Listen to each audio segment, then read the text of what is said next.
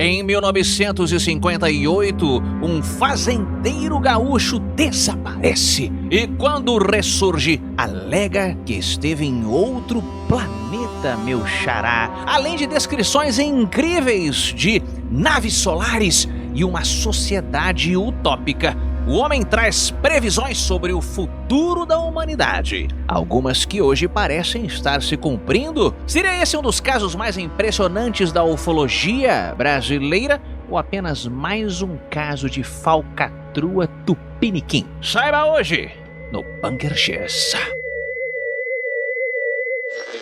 Arem a terra, fazendeiros gaúchos que retornaram com previsões que ninguém acredita até elas se concretizarem.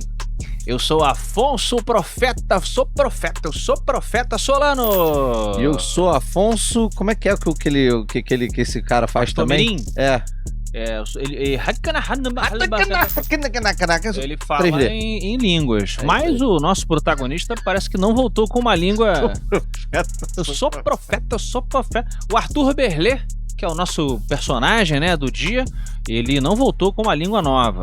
Não. Ele voltou com uma história muito, muito interessante. Esse é um caso que você tem muito próximo do seu gosto pessoal, 3D. Sim, com certeza. Você que quis É um caso que né? muita gente já pediu lá no início do Frequência X. As pessoas pediam.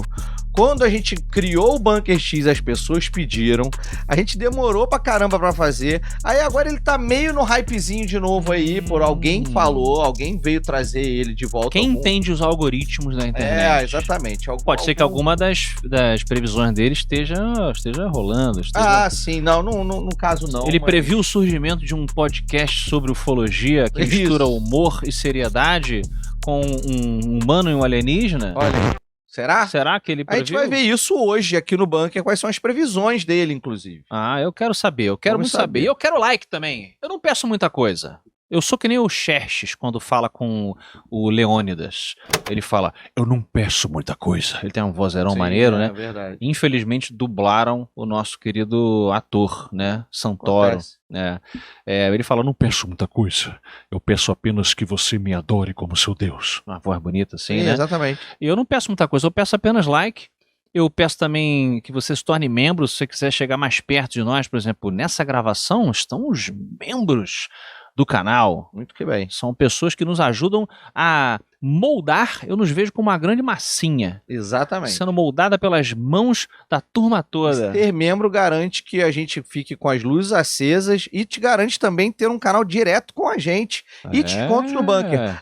Olha só, eu tô prometendo isso já tem uns 3 programas. Eu tô prometendo sorteio de livros, alguns livros, muitos livros. Inclusive falaremos hoje sobre um livro muito legal também, mas sorteio de alguns livros que já passaram aqui e descontos nas camisas do Bunker. Da nossa lojinha. Setembro é o último mês que a loja inteira vai estar em promoção, tá? Então você que ainda não comprou na nossa lojinha, corre lá porque a loja inteira está em promoção. Setembro é o último mês. A partir do mês que vem, olha aí, a loja não vai estar toda em promoção, mas você que é membro da Ordem X... Você fez quase um rapper, assim, você deu aquele de lado. Você que é membro, agente especial, você que tem um grupo de WhatsApp, de Telegram com a gente, vai ter um desconto exclusivo lá pra você sempre, forever.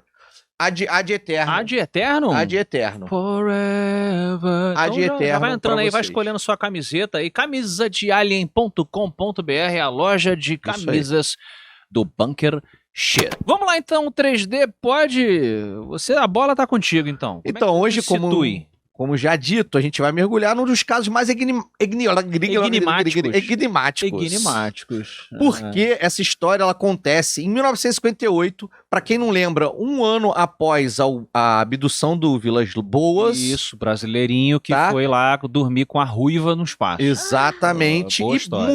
Muitos anos antes de Barney Betty Hill, que o cancioneiro internacional diz que é a primeira abdução. É uma mentira, porque tivemos Carlos Vilas Boas e agora Arthur Berlé. Você vê que o americano, ele tem essa coisa essa coisa de achar que os irmãos Wright são os inventores The Wright Brothers flew before. Ah, porra, bando de Zé Mané. the moon, guy.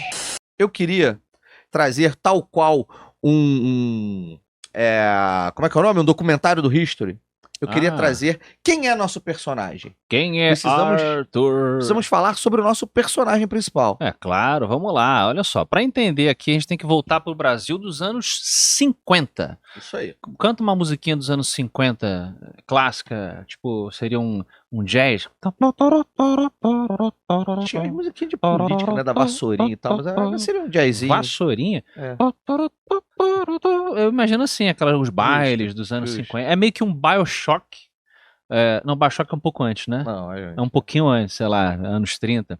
Bom, o nosso país vivia um período de transformação política e social, enquanto no interior do Rio Grande do Sul predominava a vida simples, rural e marcada por plantações, trabalho pesado e uma comunidade muito pequena, onde todo mundo se conhecia. Exatamente. Nessa época é assim. Inclusive, temos aqui sulistas, né? Muitos sulistas. A Lucy tá aqui, quem mais é do sul vai sinalizando que tá na nossa gravação aqui. Foi exatamente nesse cenário que conhecemos o nosso personagem Arthur Berlé, um agricultor que era casado, pai de família, morador de Sarandi, uma cidade gaúcha que na época mal passava dos 20 mil habitantes. Isso aí. Pouquíssima gente. O Bunker X tem mais assinantes do que tinha... Do que tem a cidade, é verdade. Na cidade, na época, né? Sarandi. Pessoas próximas descreviam o Berlé como um homem sério, um homem trabalhador, muito religioso, mas também curioso e observador. É importante, tá? Essas características são importantes pra gente entender. Um cara que era atento. Ele não era como é que o pessoal, um matuto. Não era um matutão. Não era um cara bobo. Um bobo. Às vezes a pessoa confunde a pessoa. A gente vai entender agora aqui a fazenda como alguém... A modernice. Ele era um cara rural, ele tinha um pouco... Ele tinha um quesinho de modernidade, porque um pouco antes do acontecido com ele, né, ele chegou a exercer a profissão de fotógrafo ambulante. Então, ele era um cara diferenciado ali pra cidade.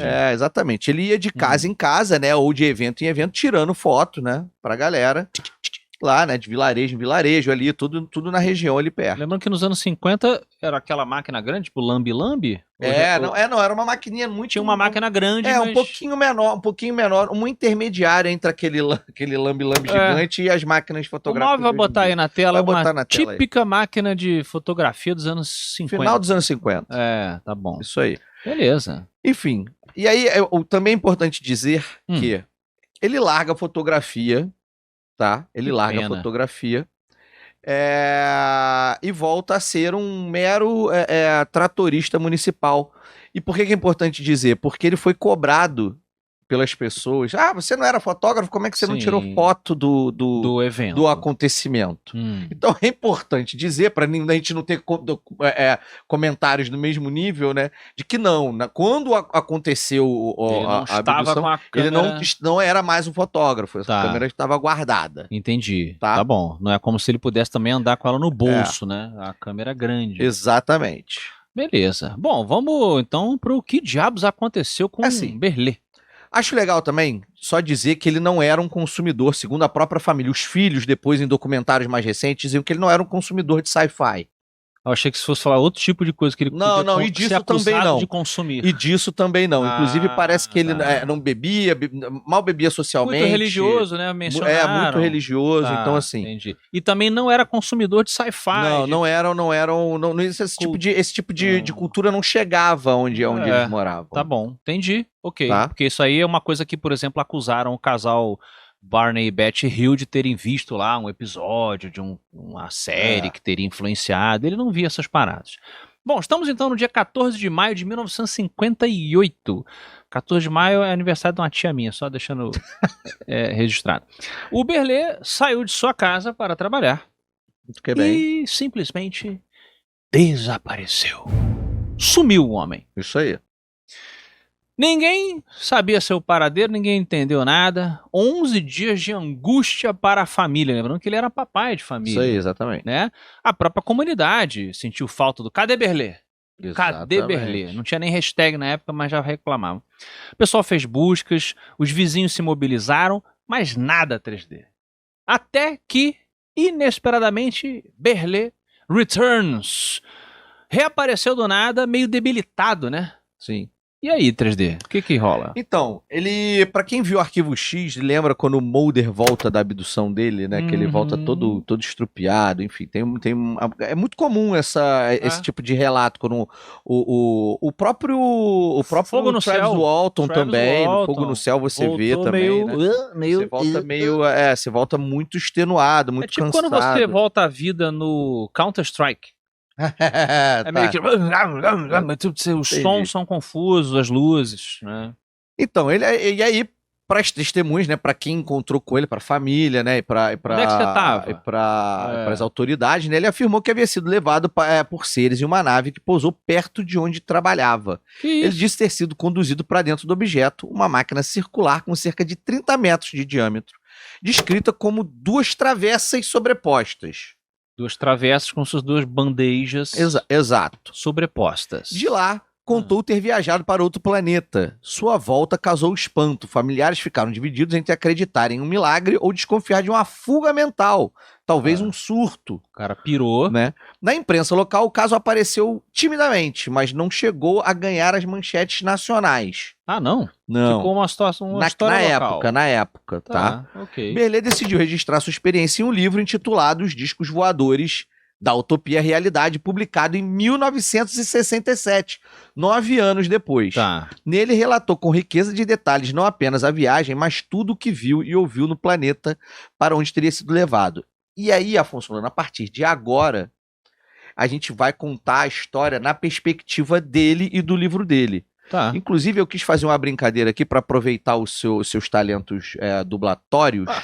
Que isso? Ora, bolas. Fiz uma brincadeira aqui e recheei essa parte da abdução segundo Berlet. Recheei de citações. Ah, legal. Do próprio livro. Vamos fazer então. Citações do próprio livro. Legal. Então a gente vai ler aqui um trechinho do livro dele, né? Onde ele começa a explicar o que ele teria experimentado nesse sumiço de 11 dias. Vamos lá então aqui. Minhas escusas aos gaúchos, mas... tem que começar com Bah. Claro. Bah foi no dia 14 de maio. Eu vinha de volta do interior, rumando para a cidade de Sarandi. Tava entre lá e o tal ponto de bifurcação que o pessoal chama de Natalino, num trecho de uns 18 quilômetros que eu tava tentando vencer a pé, já que a carona que me levava tinha seguido adiante para Passo Fundo. Devia descer umas 7 da noite, quando passei em frente à instância do Dr. Dionísio Peretti. Dionísio Peretti, uma referência. Cara, olha só, vamos fazer o seguinte, vamos voltar pro normal. Você quer que eu leia normal? Vamos voltar pro normal. Vamos voltar pro textinho normal. Vamos voltar. Pelo menos deu um gostinho. Deu um gostinho. Uma homenagem. Foi uma homenagem. Homenagem carinhosa. Vamos voltar, porque senão ninguém vai prestar atenção e a história é muito boa. Aos gaúchos, né? E você quer pelo menos voz de dublador do History Channel, é isso? Sim, por favor. Tá bom. Então vamos voltar pra voz do dublador, que depois dele parar lá na propriedade né? Passando pela propriedade do Peretti. Isso é um trecho realmente tirado do livro. Sim, tá bom. Então vamos ao History Channel. Minha atenção foi chamada por uma luz estranha, colocada na orla de um mato que aproximadamente distava cerca de 200 metros de onde me encontrava na estrada. Inicialmente achei que tal fenômeno era proveniente de algo sobrenatural, talvez como diz uma lenda popular da nossa região, um sinal de tesouro enterrado. É a Mãe Douro. A Mãe Douro. O nome desse eu fui pesquisar qual era esse sinal. Sinal de muito comum, enterrado. é muito comum. Não só no Rio Grande do Sul, mas mais estados tem isso. Perdão, eu não sei quais são todos os estados, então não vou tentar chutar aqui. Mas quando algo tilinta no meio do mato, assim, A Mãe Douro tá... teórica, que maneiro. Que é o nome que a galera do interior chama de Mãe Douro, que possivelmente tem uma pepita de ouro ou algo ali.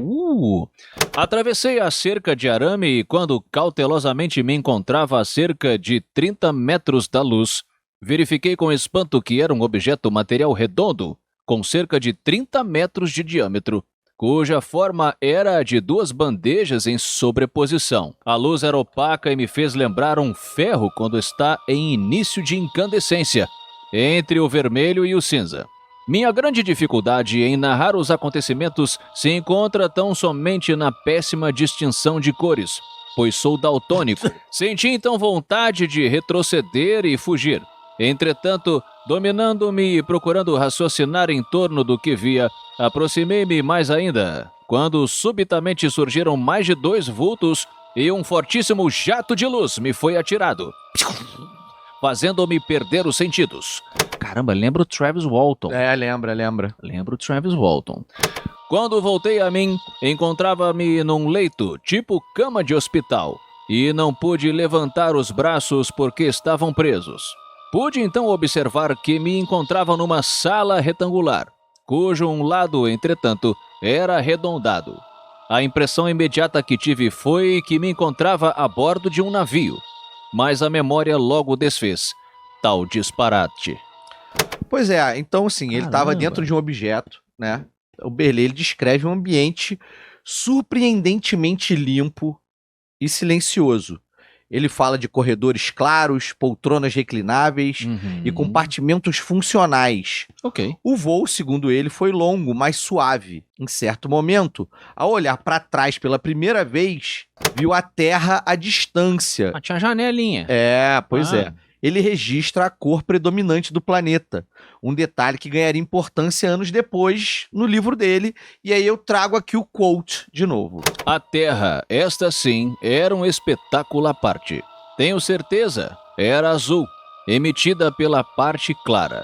A segunda parte escura, uma mistura de preto com azul. Uma espécie de cinturão existente ao redor da Terra, tanto na parte escura quanto na parte clara. Pois é, né, cara? Ele fala aí de um cinturão, a gente não fica claro se ele descreveu a Terra como se ela fosse Júpiter, né? Júpiter não, Saturno com os anéis, né? Ou se ele conseguiu visualizar a camada de ozônio, né? Aquela camada que a gente vê, aquela película, né? Mas é em volta, né? Em volta da Terra, né? Um cinturão existente ao redor da Terra. Assim, ficou esquisito essa descrição aí. Mas parece sincera. Parece uma descrição sincera, digamos, né? Então ele conta que a viagem terminou em um pouso suave nesse outro planeta. Havia uma estrutura de recepção organizada. Tipo uma comissão de recepção com pessoas esperando a nave. Educados. Nesse ponto do livro, o Berlei ele é apresentado a Acorc. Acorc. A-C-O-R-K-R-C, perdão. Acorc. O personagem que se tornaria seu guia, tradutor e professor durante toda a estadia em Akart. Ok, é um nome muito parecido com o nome do planeta. Exato. Também achei preguiçoso. É como se... Achei preguiçoso. É como se o meu nome fosse... Terrônio. Terrônio. Exato, boa. Terrônio. Terrônio é até mais elaborado. Tá bom. Mas de repente todo mundo tem um nome assim. Terrônio, Terrária, Terrúrio. A partir desse momento, tudo que Berlei relata é mediado pelas explicações de Acorc, que é esse cicerone dele, esse guia turístico. É um guia. É um guia turístico de luxo. Ok. Tá? Logo nos primeiros passeios, Acorc levou Berlei para conhecer fábricas e centros industriais. Isso parece passeio na Coreia do Norte, pô. Mas... Aquele passeio guiado que os caras fazem, sabe? Eu ia gostar. Eu também. Ia adorar. Vamos pra China, conhecer como é que funciona também. Ele descreve enormes moldes metálicos usados na construção das naves, que eram movidas por energia solar. Olha aí. Bom. Em uma das conversas, Acorc explicou sobre um material usado apenas na fabricação dos motores das naves. Tá. Aí, ó, você faz o Berlei e eu faço o alienígena. O Acorc. Ironicamente. Tá bom? Então vai lá. Minério de quê? Ferro ou aço? Aço solar. Essa é a voz que você vai escolher. Por que o chamam de aço solar? Porque é só este tipo de aço que se pode fazer os motores solares. O senhor não sabe se na Terra também há esse aço? Pelas pesquisas que temos feito, parece que há. Caramba, foi uma visita realmente industrial. Foi. Entendi. Mas ela melhora, porque além das fábricas, o Berlei também visitou observatórios e instalações militares, Afonso Solano. Não diga. Havia um sistema de defesa integrado à astronomia, onde a ciência e segurança funcionavam juntos. Ele também viu máquinas de comunicação por vídeo à distância, né? A videoconferência. E técnicas de observação remota por televisão, fotografia e telescópios de longo alcance. que faziam parte do dia a dia dos acartianos. Sim, é um conjunto de descrições, pra quem não gostava de sci-fi, assim, bem não é nem questão completo, de gostar, né? pra quem não tinha contato, né, cara? Assim, a gente já entendeu que ele não era um homem ignorante, mas era um homem simples. Exato. Então, enfim, nas cidades, Berlê foi levado a restaurantes, áreas de lazer, locais de práticas esportivas e até conhecia um sistema de transporte chamado por ele de trem de rodas. Que no livro, eu li uma parte do livro, li uma boa parte do livro para fazer essa matéria. Tudo que andava por cima da superfície não tinha rodas, flutuava. Tá. O que andava por baixo, no subterrâneo, tinha rodas. Tá bom. Então uma coisa meio eletromagnética ali. Exato. Tudo parecia muito organizado para atender as necessidades da população, sem sinal de muito luxo e desperdício. Então não era uma parada assim... elitista. Não era uma superpopulação super rica, algo parecido assim. E os aí, arcutianos, como é que é? acartianos. Os acartianos não usavam pele de Minsk. Não. E não andavam com cigarrilhas. Eu tô Não. pensando em anos 50 no espaço. Entendi. Se tem cigarrilha aqui, deve ter cigarrilha lá. Não, mas eu acho que eles já estão muito mais à frente. Superaram o cigarro. Superaram o cigarro. Bem lembrado. Tá bom. Ó, estou há 24 horas sem fumar, hein? Que isso? Estou há 24 horas sem fumar, mordendo meu ombro. Tá louco? Enlouquecido. Se você que tá assistindo a gente tá parando de fumar também, ó, força! Continue. Vambora, 3D. Vamos Gostei, lá. Tá. E aí, voltando aqui, em relação à Organização Político-Social Planetária, Tá. O Acork lá, o alienígena, explicou pra ele que seriam também... primeiro ele explicou pra ele que eles também seriam humanos, tá? Lembra aquilo que a gente sempre perguntar. Lembra que a gente sempre comentou aqui sempre que a gente falou de raças, que existe a raça humana, nós somos humanos, mas somos terráqueos. Entendi. Então existe a raça humana em outros planetas. Então, a gente fala isso há muito tempo, desde a gente já explicou, a gente explicou quando a gente leu sobre o livro russo das raças alienígenas, enfim. Então os acorquianos aí... Eles são humanos também. Beleza. Tá, então acho que é bom que eles são humanos. E que onde eles vivem não existiam mais fronteiras nem países, tá? No planeta que eles vivem lá, a Carte. Uma coisa só. E que havia apenas um governo único e apenas uma religião. Tá. A religião, ela adorava o mesmo Deus que a maioria das nossas religiões aqui adoram.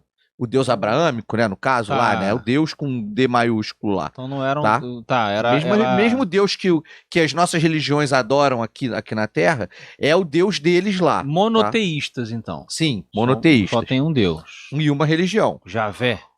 O alienígena, né, a Cork, ele se mostrou, inclusive, ofendido quando o Arthur questionou se o Deus deles era o mesmo que o nosso Deus. Vamos falar, isso é claro? Exato. Não, ele meio que, né, até a brincadeira, né?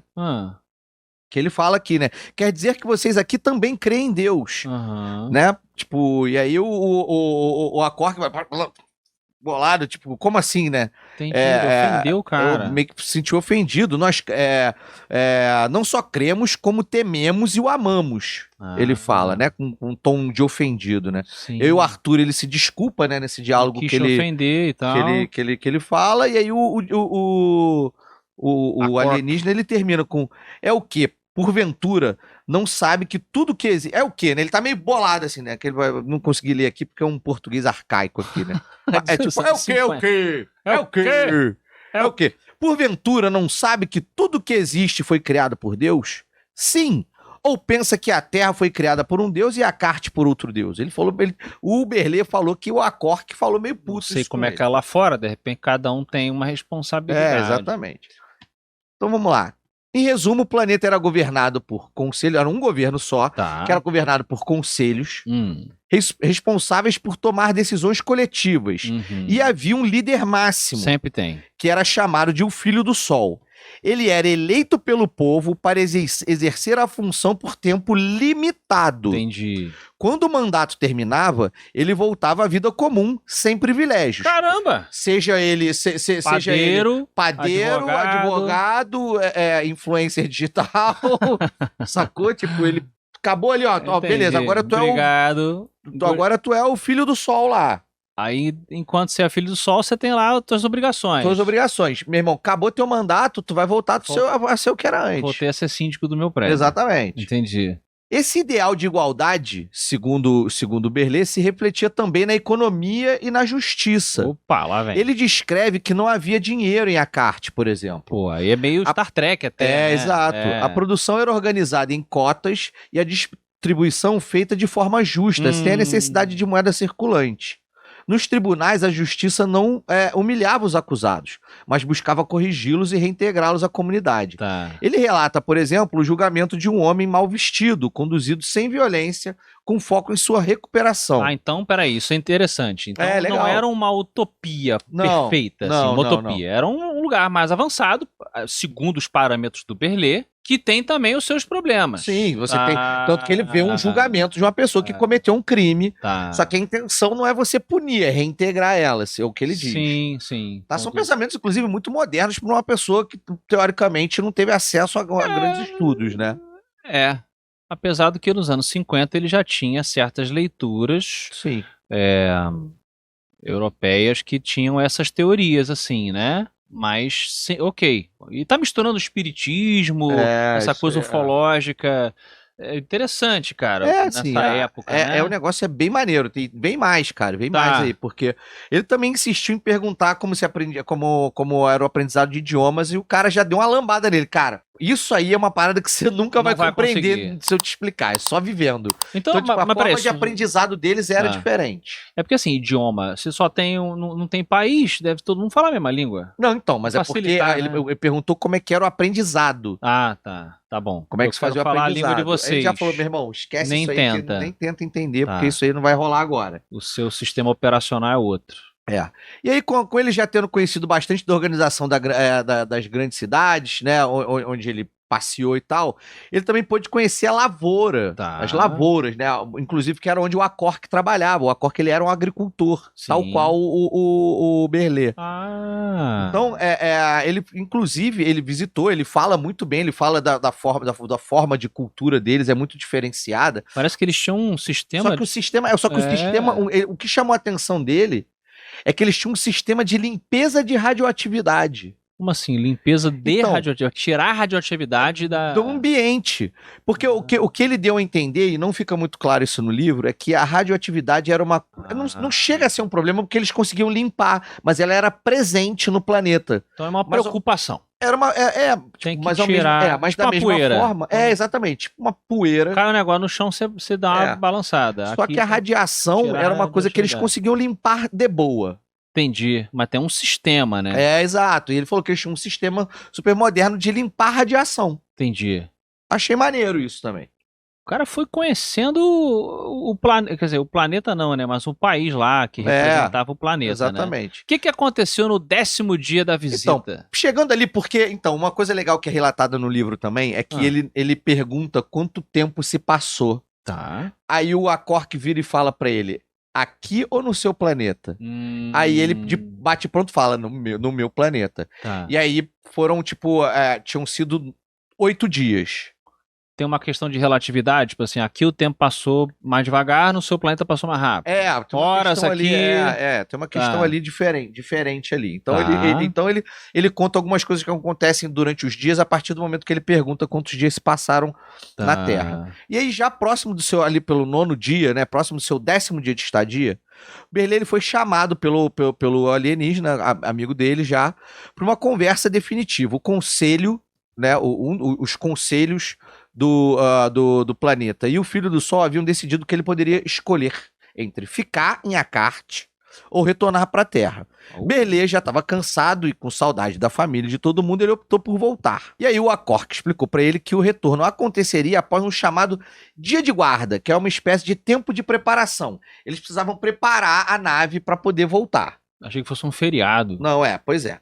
E aí depois disso, inclusive teve uma cerimônia, então provavelmente eles faziam esse dia de guarda, pelo que ele entendeu, para pré-expedições interplanetárias. Entendi. Tá? Então você tinha uma cerimônia também. E o Arthur Berlê também teve isso.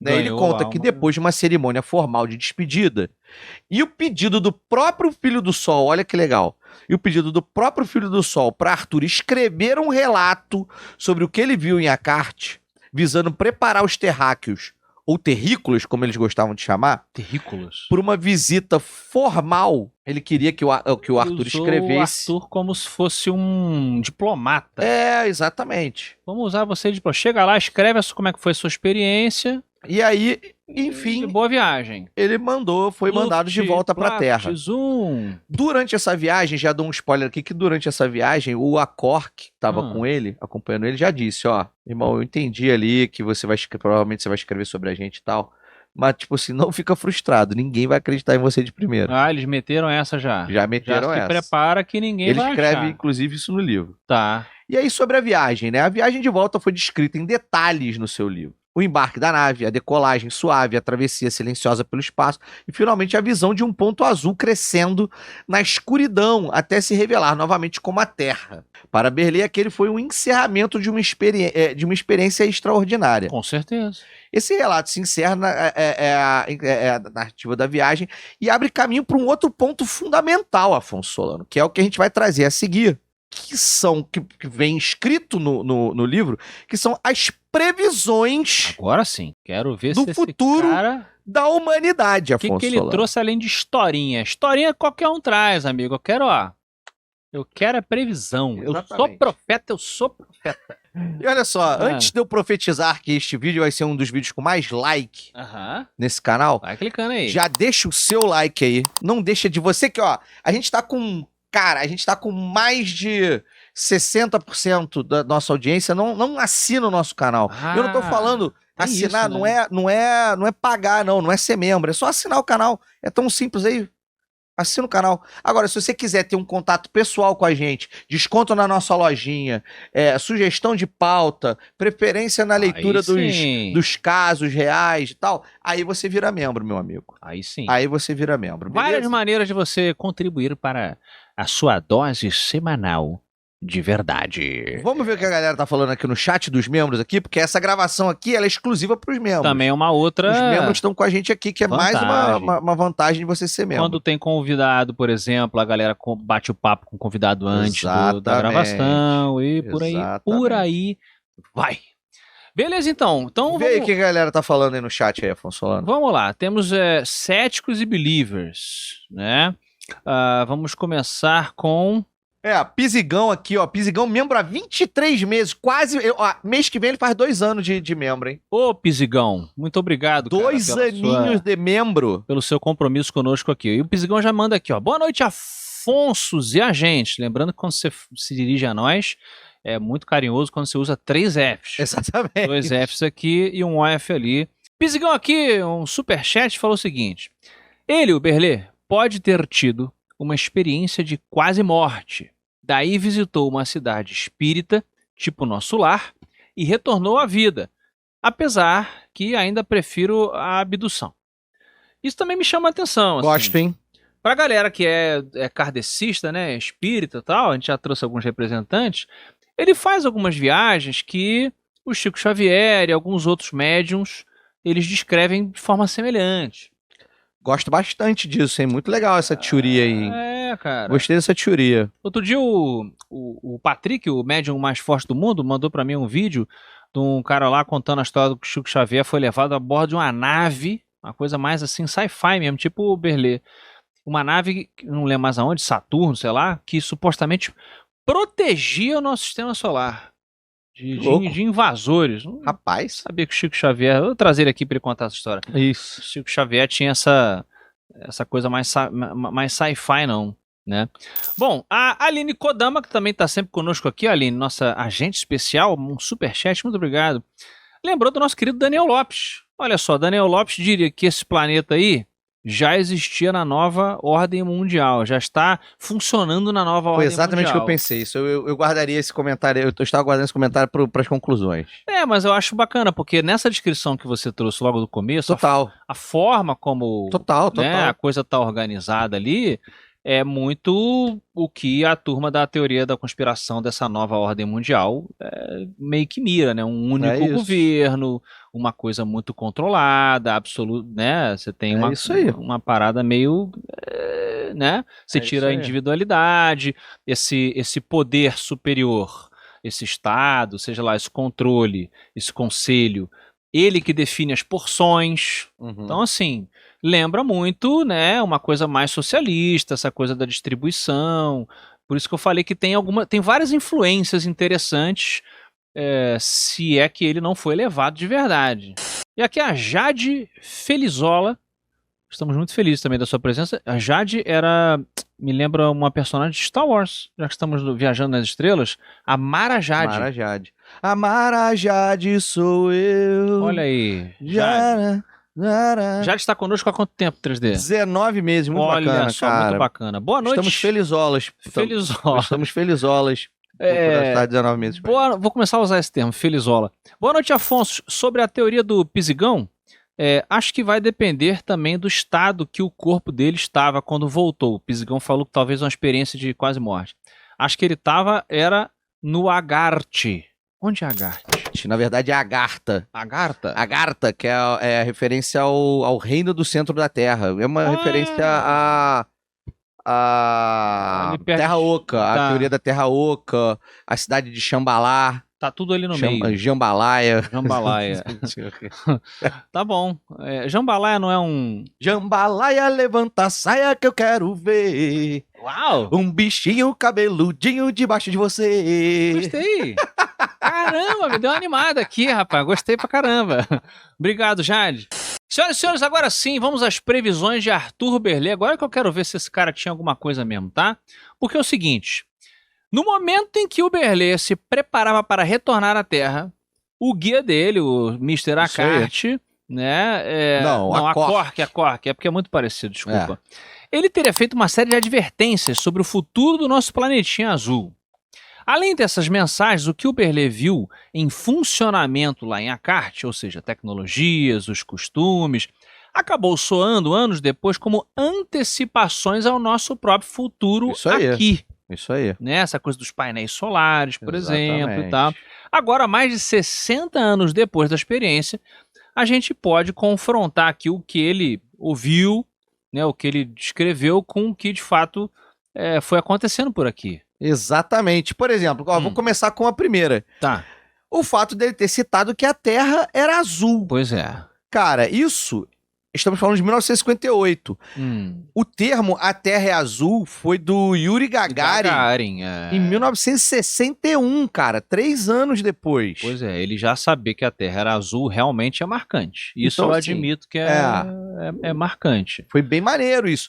Assim, a gente visto supondo que, partindo do princípio que, na verdade, esse cara, ele não era um matuto, ele não era simplesmente um agricultor, era uma pessoa que lia livro pra caramba, que era estudado, que gostava de sci-fi, não sei o quê, você já tinha ficções... Algumas presunções... Você já tinha ficções que falavam sobre isso.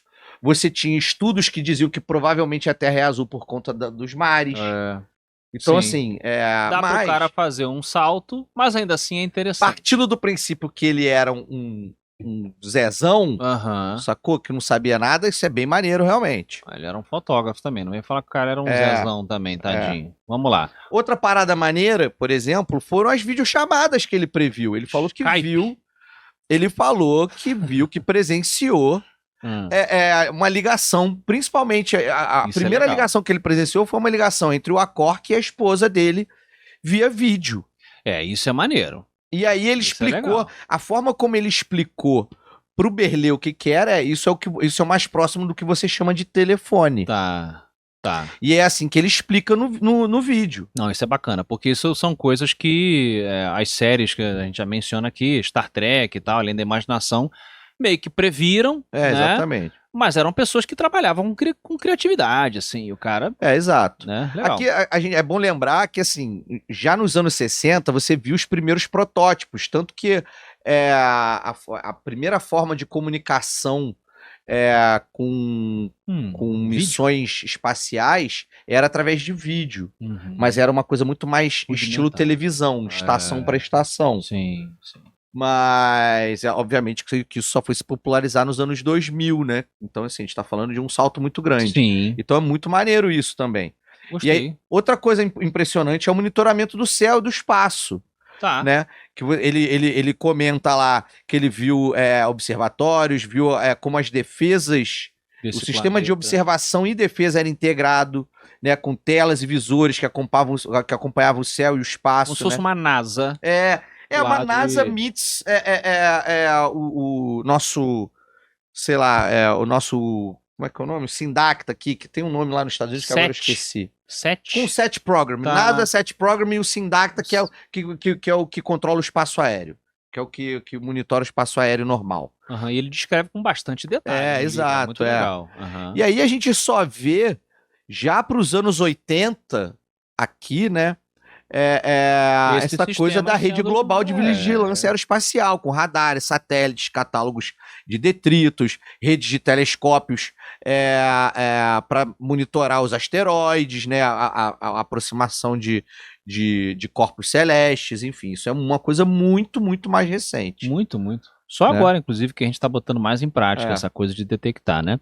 Bom, a energia solar foi uma das primeiras coisas que me saltou aqui como a base tecnológica energética desse planetinha, né?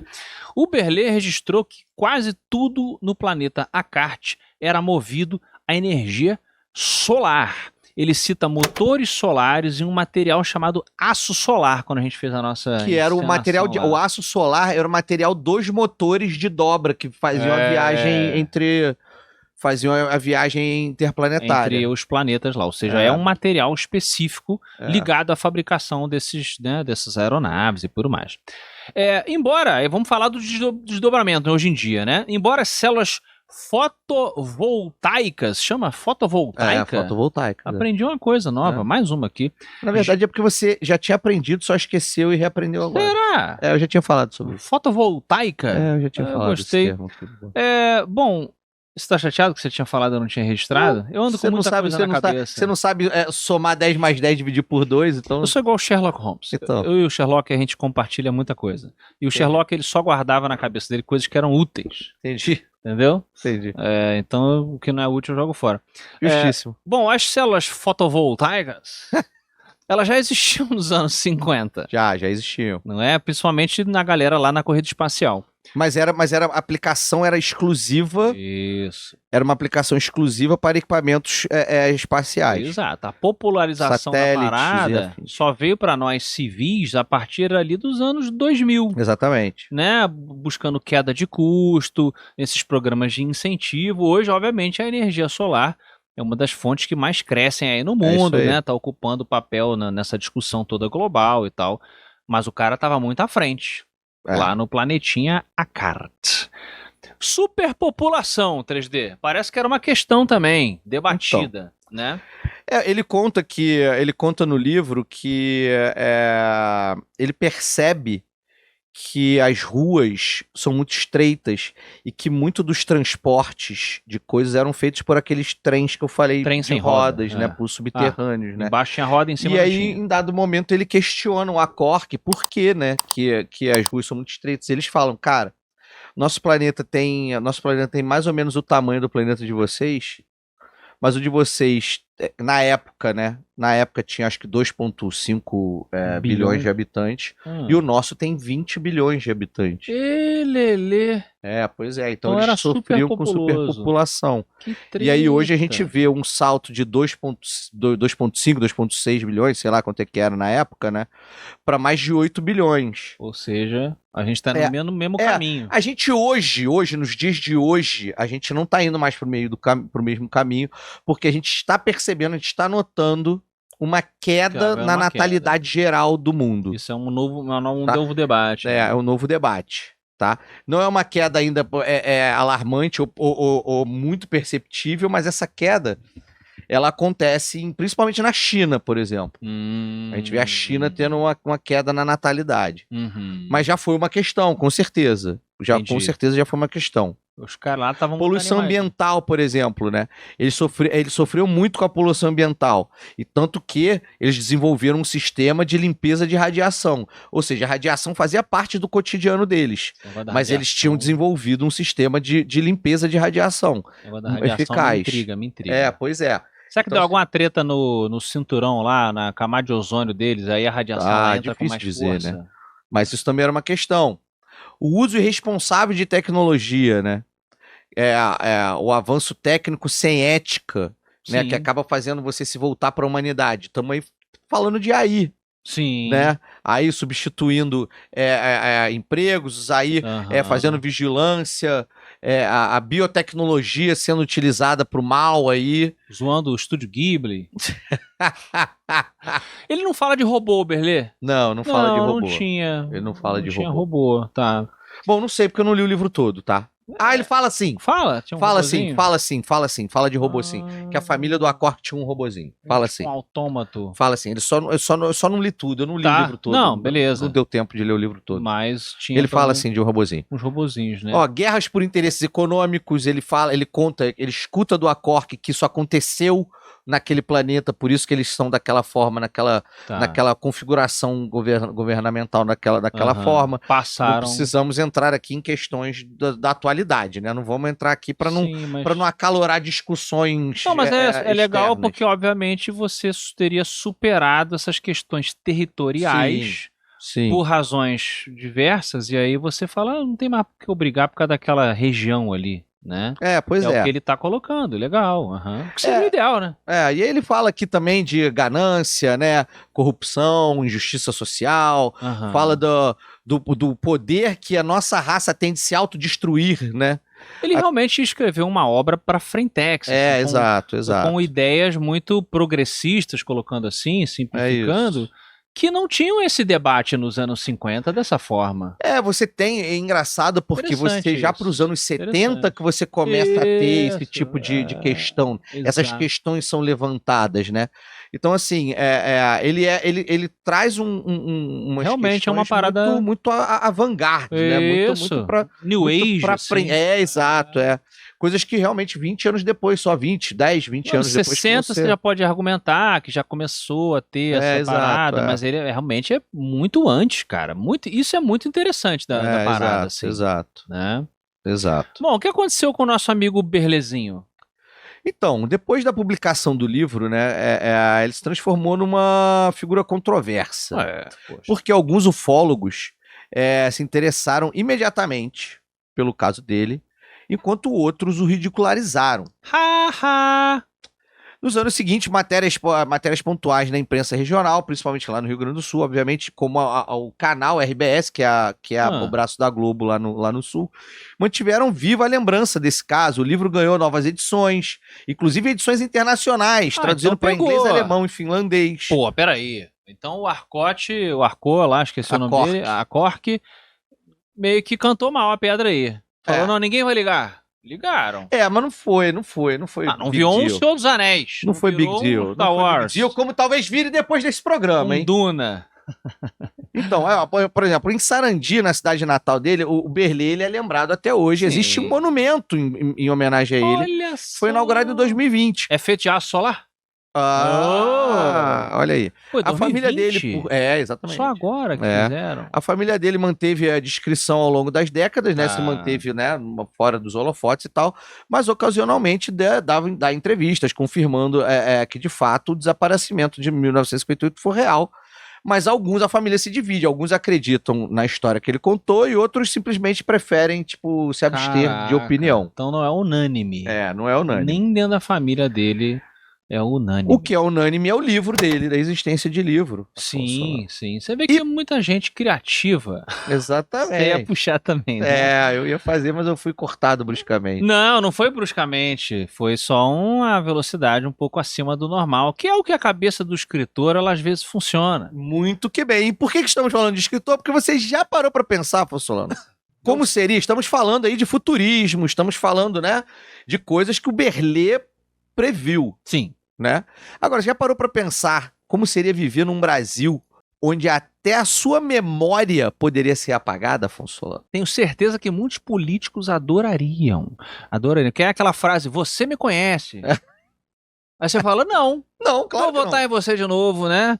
Caramba, que Brasil é esse que você tá falando? Exatamente. Imagina um Rio de Janeiro, tá? Estamos falando assim na cidade que a gente nasceu, que a gente gosta. Eu nasci em Petrópolis, mas eu moro no Rio há quase 30 anos. É verdade. Uma cidade que a gente ama, né? Imagina o Rio de Janeiro transformado em um setor de uma ditadura futurista. O Rio de Janeiro não é mais uma cidade, ele vira um setor de uma ditadura futurista que é controlado por uma inteligência artificial chamada a entidade. A entidade. Ó, não existe mais liberdade, não existe individualidade. Vigilância total.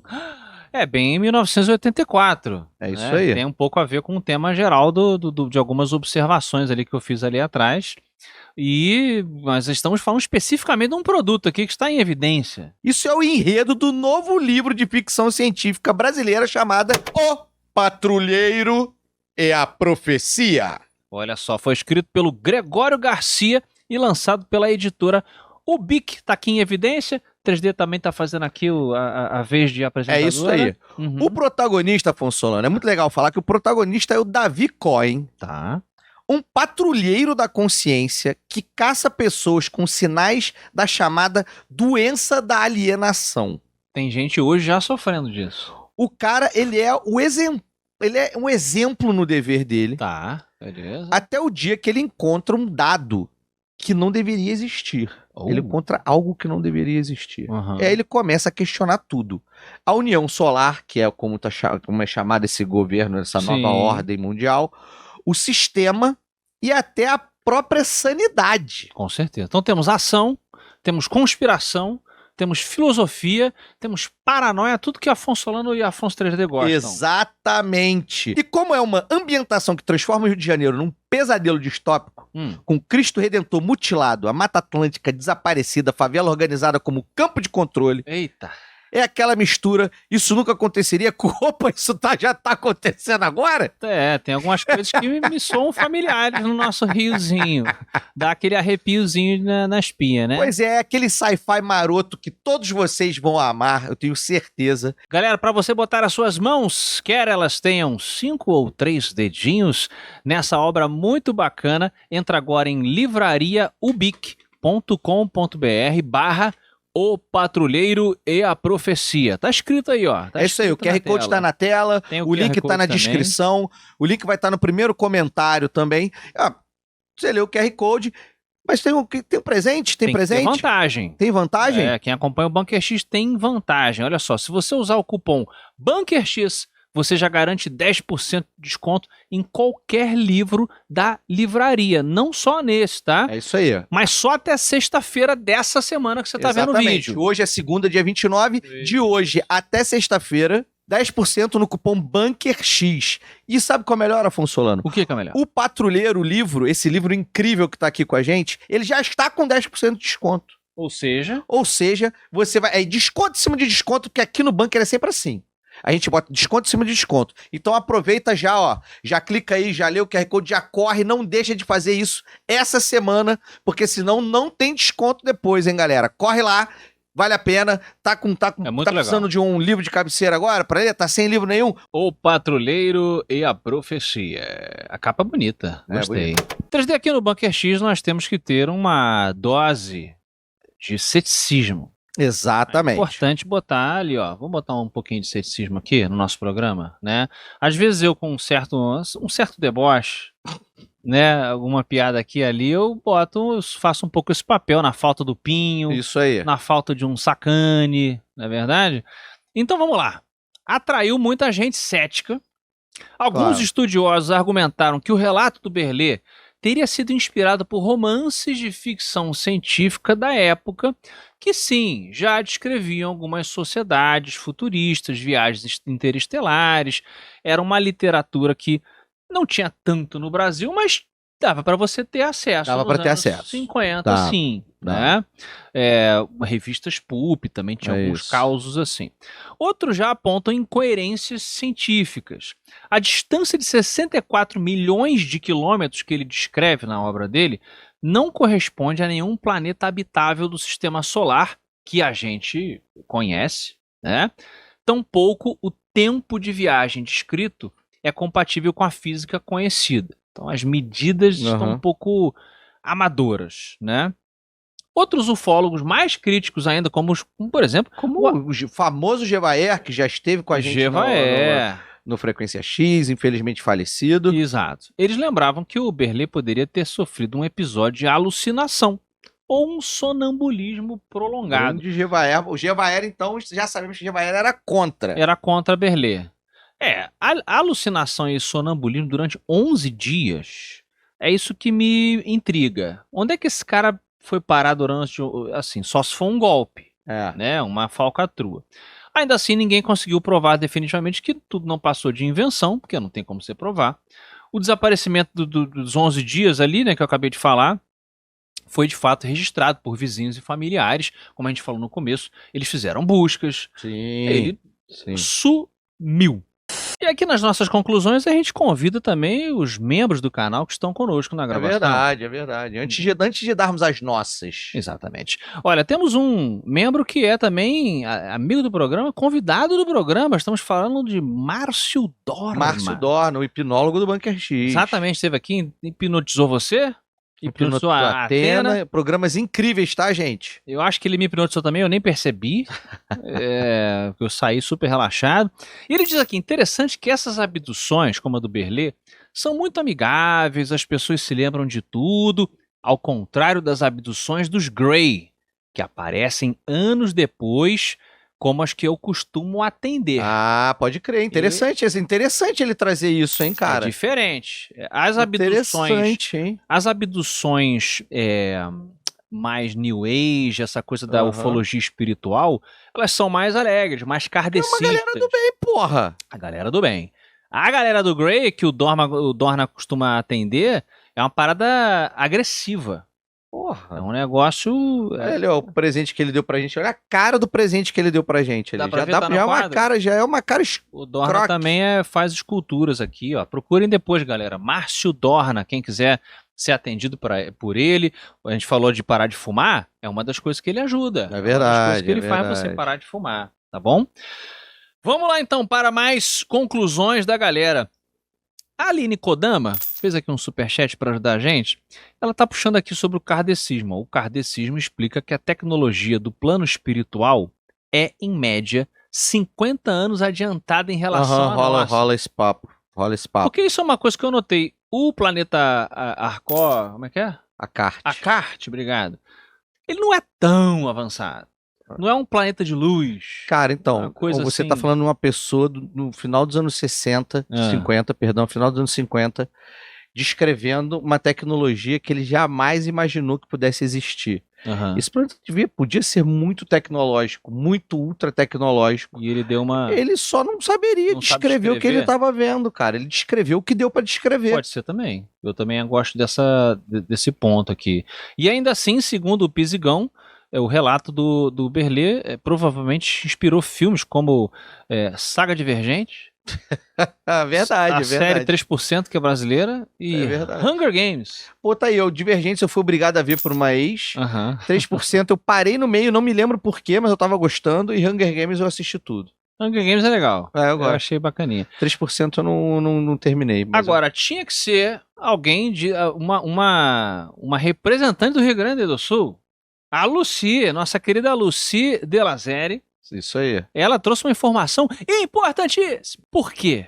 O Arthur Berlé faleceu. Ele morreu. Em 1994, de quê? De câncer, cara. Exatamente. E aí a Lucy lembrou aqui. Ora bolas, lá no lugar onde ele visitou, não foi contada a história de que tinha muita radiação? Que os caras tinham que fazer limpeza de radiação. Será que ele voltou com radiação? Essa carga, né? Essa carga e desenvolveu um câncer? É preocupante. Mas ele morreu já coroinha, né? Ele morreu coroinha. É 94, 95 94, que ele morreu? Ele morreu ali, eu não me lembro quantos anos ele tinha nessa época, mas ele morreu com seus 80 e blau, porra. Ó, o Amante já encontrou outra disparidade aqui, ó, 70, blau, por aí, né? O Amante falou aqui também, poxa, problema de superpopulação, alienígenas super inteligentes não conhecem a camisinha, também é interessante. Você, 3D, você que gosta muito, fica intrigado, qual é o seu veredito? Eu adoro esse caso. Antes de dar meu veredito, eu quero insistir no like e nas pessoas se inscreverem no canal. Só isso aí, já que falou, não vou me encher o saco. Agora eu vou dar meu veredito. Mas dá o like aí, só dá o like. E segue o canal se você não segue. Meu veredito é o seguinte. Pra mim só existem 2 caminhos. E é muito pão, queijo, queijo. É flip the coin, é isso aí. Só tem 2 caminhos pra mim. Das duas, uma. Ou esse cara, ele era um consumidor, e eu não achei, tá, galera? Eu não achei em lugar nenhum. Eu achei gente falando no Reddit que esse cara era um consumidor de sci-fi, tá? Eu não achei nada, eu não achei ninguém que tenha investigado o caso e falado assim, fui na casa dele e achei diversos livros de sci-fi. Tá. Não achei nada sobre isso. Pode ser que tenha e eu não tenha achado? Pode, tá? Mas, se esse cara... ele era um consumidor de sci-fi, de alguma forma, se tem algum lugar dito, né, que esse cara, não, ele gostava das revistinhas pulp na época, ele tinha acesso, sim, aos livros, era um cara que conhecia o caso do Vilas Boas, não, do Vilas Boas, do Vilas Boas, não tinha acontecido. Era um cara que conhecia o caso do Vilas Boas, conheceu, por um acaso, o caso dos Vilas Boas, foi impactado de alguma forma, sacou? Se esse cara, ele tinha, então ele é um picareta, sacou? Ele é só um picareta que quis aparecer e forjou essa história aí pra tentar ganhar alguma coisa, tá? Agora, se tudo que a família dele diz sobre ele é verdade, de que ele não era uma pessoa que consumia esse tipo de literatura, não era uma pessoa, ele não era uma pessoa ignorante, mas também não era uma pessoa versada, não era uma pessoa com muito acesso à cultura, não era um intelectual. Se isso é verdade realmente... fica uma coisa meio dissonante. Aí, compadre. Aí, compadre. Eu gosto da teoria do Pisigão que ele trouxe de falar que ele, de repente, teve aí uma experiência de quase morte, uma viagem astral, alguma coisa, eu acho. Mas, porra, acho muito bizarra a riqueza de detalhes do livro do cara, brother. A Ioná Sabino, que está conosco aqui, e sempre, lembrou, por exemplo, do Menino do Acre, que é um caso também que lembra, né? Desaparecer, né? Ele desapareceu, né? E voltou com, né, uma coisa toda ali, uma mitologia desenvolvida, o proto-desenvolvida e tal na cabeça. Olha, vou botar aqui os meus 10 centavos. Por favor. Eu acho que o perfil do Berlê, pelo que eu estou entendendo, justamente, é um cara que ele era tratoreiro lá, não sei como é que chama o piloto, tratorista. Né? Tratorista, né? Motorista de trator. Vivia numa cidade pequena, mais humilde nos anos 50, mas ele tinha esse interesse por fotografia, o que sugere uma pessoa que quer, talvez, um pouco mais daquela vida. Como Bela de A Bela e a Fera. Justo. Né? Que é um pouco mais do que aquilo ali, que foi reservado a ela pelo destino. Existia realmente obras que até precedem, gente, a época dele, que já exploravam alguns desses elementos que ele colocou, existiam. Né? O próprio Júlio Verne né, previu um monte de coisa, fazia alguns saltos, assim. Verdade. Essas revistas que você mesmo trouxe, e livros, faziam esses ensaios. Então é isso que você falou, se ele lia e a família não sabia, que nem sempre a família sabe o que a gente consome, ele pode ter se inspirado.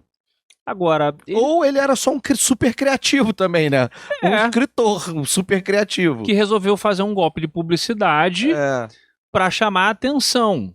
E as ideias dele realmente eram muito progressistas, assim. Algumas eu acho que positivas. Sim, algumas eu concordo, eu acho bacanas e tal, que estão sendo em prática, estão sendo discutidas hoje. Outras nem tanto. Mas eu acho que isso impressiona, assim. É uma parada que, para um homem naquela situação ali dele, tá debatendo isso, colocando, no mínimo, ele era uma pessoa com um QI para cima. Sim, exato, exato. Interessante. Então, se eu tivesse que apostar, eu não botaria minha mão no fogo. E olha que eu tenho mais dedos que você. Justo. Né? Eu tenho mais a perder.